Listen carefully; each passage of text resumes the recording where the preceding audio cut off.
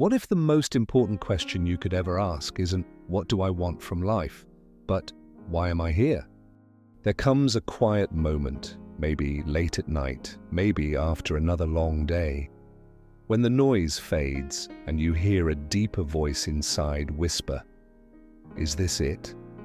You've done everything they said would make you happy, the job, the house, the achievements, and yet a strange emptiness lingers."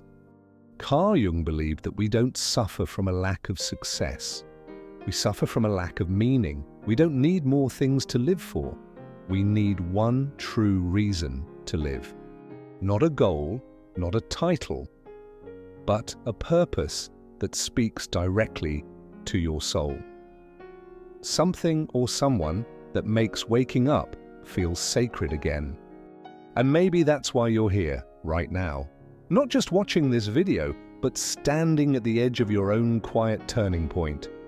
Because when you finally ask, who am I living for? What do I want my life to mean? That's when something begins to shift. You stop running, you start listening. And that might just be the beginning of everything. You can be surrounded by people, yet feel completely alone. You can hit every milestone and still wonder, why does it all feel so hollow? It's not that you're broken, it's not that you're ungrateful, it's that you're human. Carl Jung believed that the most painful thing is not suffering itself, but suffering without meaning. When each day feels like a copy of the last, and your heart whispers, this isn't it. That's not weakness, that's a wake-up call.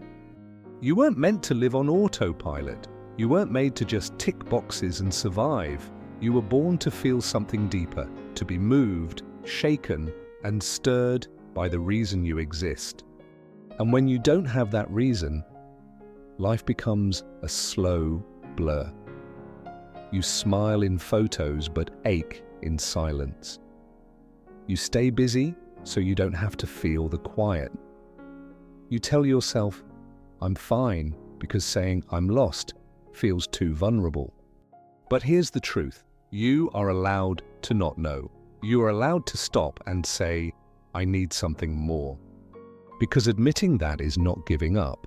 It's the first brave step toward a life that actually belongs to you. So if you've ever felt that quiet ache, maybe it's your soul gently reminding you you're not meant to wander forever. Sometimes it's just a moment. A single, unexpected pause in the middle of your ordinary life when something inside you finally says, enough. Enough pretending, enough performing, enough chasing things that don't fill you, and suddenly everything becomes quiet. But that silence feels holy. Carl Jung called this a moment of destiny. Not a loud epiphany, not a dramatic transformation, but a soft, inner shift when your soul taps you on the shoulder and says, now, look within. It might happen after heartbreak, after losing someone, or simply in the middle of folding laundry when the question hits you, is this really how I want to live the rest of my life? It's not the world falling apart, it's your old self slowly falling away. And in that moment, no one else might notice. But you do. Because something in you finally stops running. You begin to remember who you were before the world told you who you should be. This isn't a breakdown, it's a breakthrough in disguise.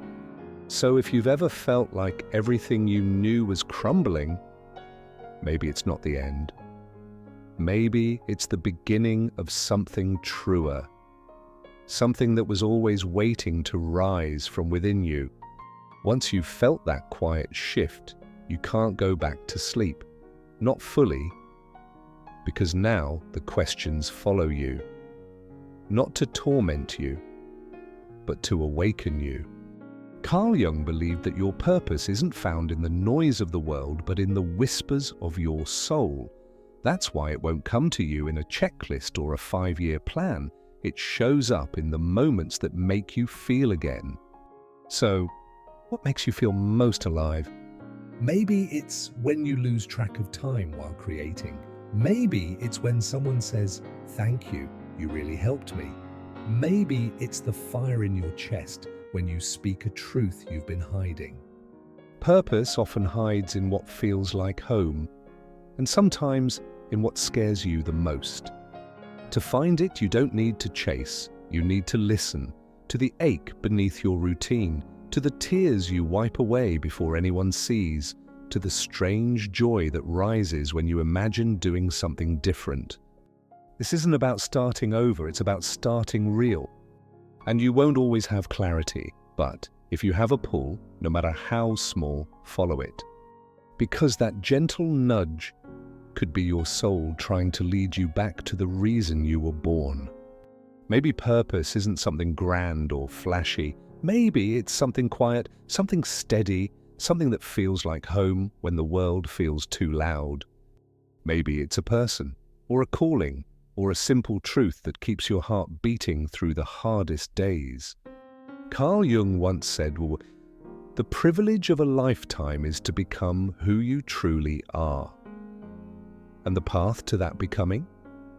It begins when you choose to live for something or someone greater than yourself. It could be your child's laughter, a stranger you help without expecting anything back, a vision you carry even if no one else sees it yet. You don't need everyone to understand your path. You just need to feel it deep enough that you no longer ask for permission to follow it. So ask yourself, gently, who do I want to become, and why does it matter? Because once you find your why, you'll stop being pulled in 1,000 directions. You'll start walking in one. And that's when life becomes sacred again, not perfect, not painless, but profoundly real. If these words touched something deep inside you, leave a single in the comments. Not for the algorithm's sake, but for you. As a quiet reminder, you're not just alive. You are living for something that matters. And if you know someone who's still searching, share this with them. You never know how deeply a single moment can shift a life. Subscribe to stay close as we walk this journey of meaning together.